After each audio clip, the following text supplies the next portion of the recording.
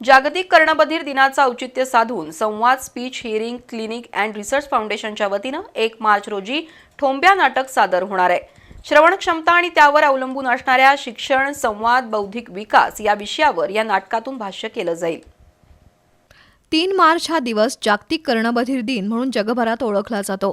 जागतिक आरोग्य संघटनेनं 2026चं वर्ष श्रवण आरोग्य, लवकर निदान, प्रतिबंध आणि पुनर्वसन याबद्दलच्या जनजागृतीचं घोषित केलंय. श्रवण क्षमता ही केवळ ऐकण्यापुरती मर्यादित नसून ती शिक्षण, संवाद, बौद्धिक विकास यासाठी गरजेची आहे. समाजात ही जाणीव दृढ व्हावी यासाठी बालनाट्य सादर होणार आहे. Samvad speech hearing clinic and research फाउंडेशननं त्याचं आयोजन केलंय. ठोंब्या या बालनाट्यातून गणित विषय शिकताना येणाऱ्या अडचणी, गैरसमज, भीती आणि त्यामागे दडलेलं श्रवणविषयक अज्ञान याबाबत समाजाचं लक्ष वेधलं जाईल. श्रवण आरोग्य, बालविकास आणि शिक्षण यासाठी आयोजित या बालनाट्याला प्रतिसाद द्यावा असं आवाहन जितेंद्र देशपांडे यांनी केलंय. यावेळी राजेंद्र पारिजात, शिल्पा हुजूरबाजार, यश हुजूरबाजार उपस्थित होते.